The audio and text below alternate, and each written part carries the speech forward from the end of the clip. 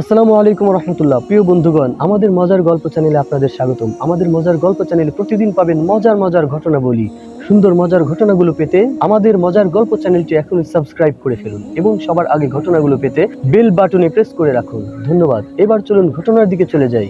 আসসালামু আলাইকুম রহমতুল্লাহ। ওয়ালাইকুম আসসালাম ওয়া রাহমাতুল্লাহ। সবাই ভালো আছো তো? আলহামদুলিল্লাহ, আপনি কেমন আছেন? আলহামদুলিল্লাহ। আজকে আমরা যেই ঘটনা শুনবো, যেই গল্পটি শুনবো, এটা একজন নাস্তিকের সাথে একজন ইমামের ঘটনা। নাস্তিক বুঝো?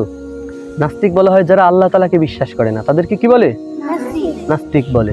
তারা বলে যে আল্লাহ বলতে পৃথিবীতে কিছু নাই, এই পৃথিবীটা একা একাই চলতেছে। বলো নাউজুবিল্লাহ। একটা গাড়ি কখনো একা চলতে পারে? গাড়ির একটা ড্রাইভার লাগে না? ড্রাইভার ছাড়া গাড়ি চলে কখনো? চলে না। তাহলে এই যে পৃথিবীটা চলতেছে, পৃথিবীর একটা ড্রাইভার আছে কি নাই? সেই চালকের নাম কি? আল্লাহ তাআলা। পৃথিবীর এই চালকের নাম কি? আল্লাহ তাআলা। অথচ নাস্তিকরা বলে যে আল্লাহ বলতে কিছু নাই। বলো নাউজুবিল্লাহ। ইমাম জাফর রহমাতুল্লাহি আলাইহির এক নাস্তিক নাবিকের সাথে তর্ক হলো। সেই নাস্তিক বলতেছে পৃথিবীতে আল্লাহ বলতে কিছু নাই। নাউজুবিল্লাহ।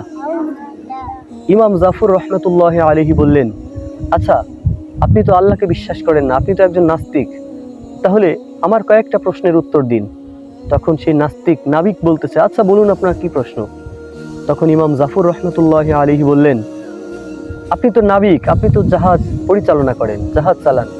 আপনার জীবনে কি এমন কোনো ঘটনা হয়েছে যে জাহাজ ডুবে গেছে, জাহাজে কোনো দুর্ঘটনা হয়েছে, এরকম কোনো ঘটনা ঘটেছে? তখন সেই নাস্তিক নাবিক বলতেছে, হ্যাঁ, আমার মনে আছে, একবার আমি সমুদ্রের ভিতর দিয়ে জাহাজ চালাচ্ছিলাম, হঠাৎ করে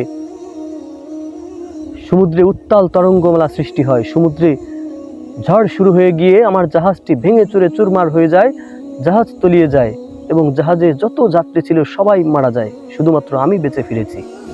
তখন ইমাম জাফর রহমতুল্লাহি আলাইহি বললেন, আচ্ছা, যখন আপনার জাহাজটি ঝড়ের কবলে পড়লো, জাহাজটি আস্তে আস্তে ধ্বংস হয়ে গেল, যখন জাহাজটি ডুবে যাচ্ছিল, তখন আপনার কি মনে হচ্ছিল যে আপনি বেঁচে ফিরবেন?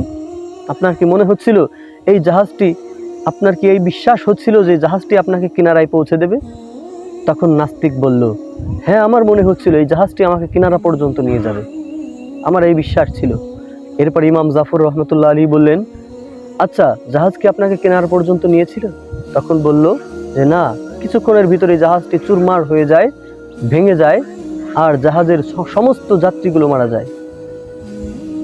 তো আমি শুধু বেঁচে ফিরেছি এইভাবে, আমি দেখি ভাঙা জাহাজের এক টুকরো কাঠ ভেসে ভেসে যাচ্ছে, আমি কাঠের টুকরোর উপরে বসে পড়ি।